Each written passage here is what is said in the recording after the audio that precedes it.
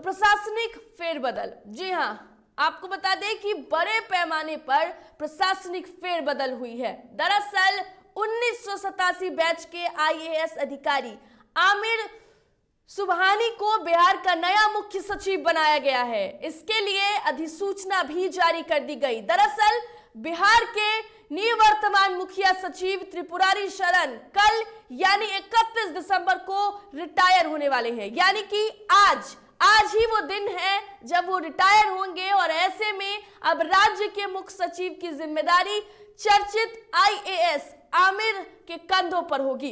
इसके अलावा कई अन्य विभागों के अधिकारियों का भी ट्रांसफर हुआ है।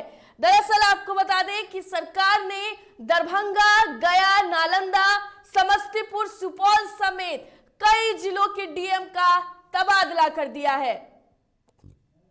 तो ये वो सूची है जो आप अपने टीवी स्क्रीन पर देख रहे हैं।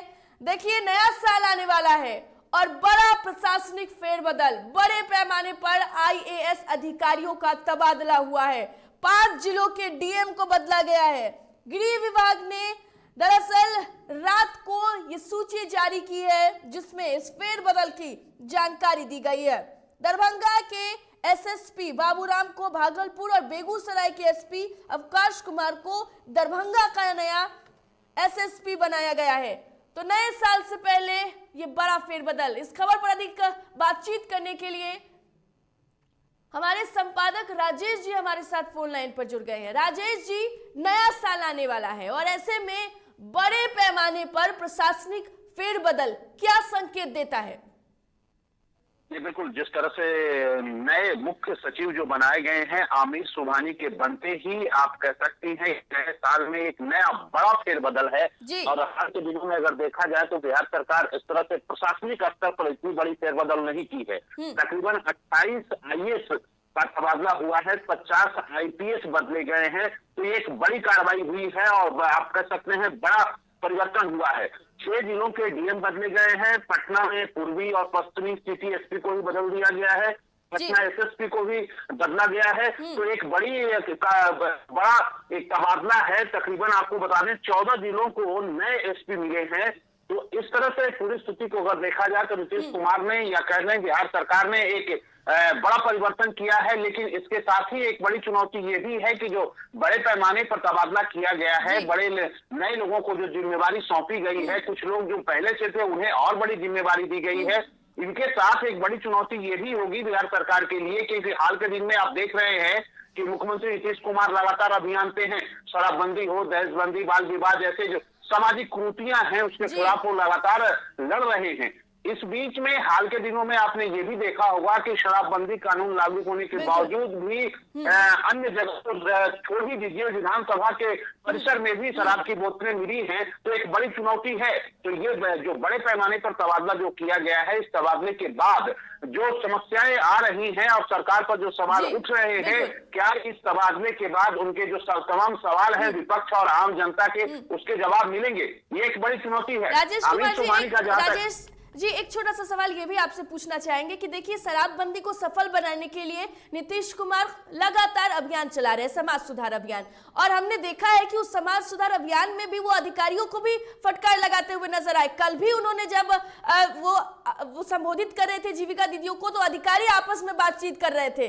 देखिए, लगातार जो अगर हम बात करें सीएम नीतीश की, तो वो अधिकारियों को लेकर के बेहद हम कह सकते हैं सख्त नजर आ रहे हैं। और अब जिम्मेदारियां भी बढ़ गई है क्योंकि शराबबंदी और कई अहम मुद्दे हैं जिसको सीएम नीतीश कुमार को सफल बनाना ही है, क्योंकि विपक्ष लगातार घेर रहा है। देखिए, जब तक मुख्यमंत्री नीतीश कुमार हैं, बिहार के मुख्यमंत्री की कुर्सी पर विराजमान हैं, तब तक ये तय मानिए कि शराबबंदी कानून हटने वाला नहीं है। ये मुख्यमंत्री ने भी कई बार खुले मन से उन्होंने कहा है। हाँ, उनके नहीं रहने पर शराबबंदी कानून में जो तब्दीलियां करनी है हो सकती है, लेकिन फिलहाल शराबबंदी कानून में कोई तब्दीलियां नहीं होने जा रही है। और आमिर सुबहानी की एक बात मैं बता देता हूं, जो कि मुख्य सचिव बनाए हैं, नीतीश कुमार के काफी करीबी है।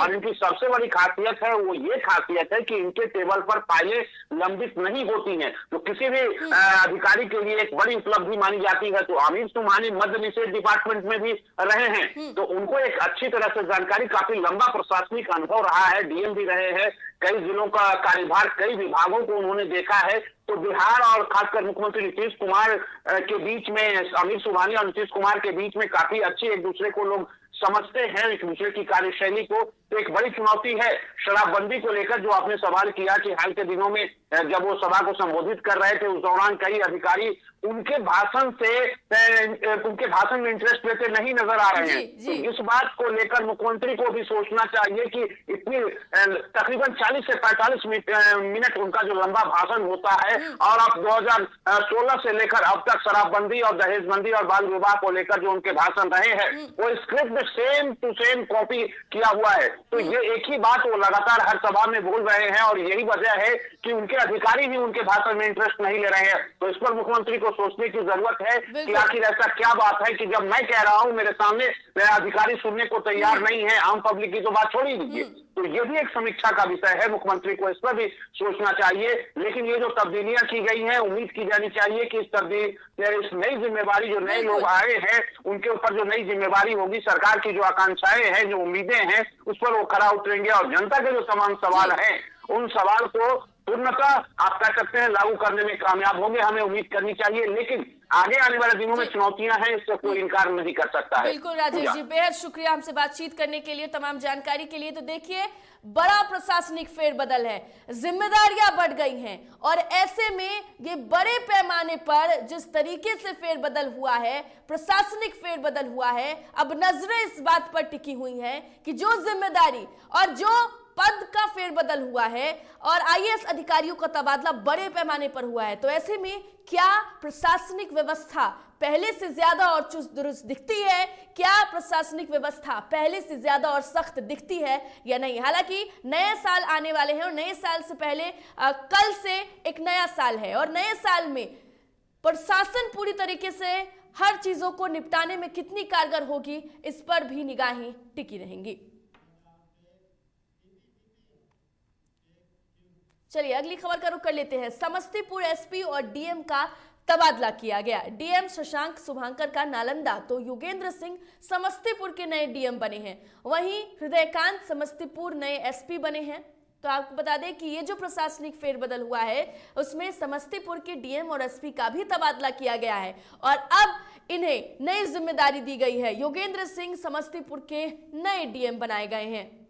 वहीं समस्तीपुर डीएम और एसपी का जब तबादला हुआ है, तो देखिए जिम्मेदारी बढ़ गई है। अब एक नए जिले को संभालना है और वहां पर पूरी व्यवस्थाओं को देखना है। ऐसे में नए साल से ये जो जिम्मेदारियां हैं, वो सभी अधिकारियों की बढ़ती हुई नजर आ रही हैं।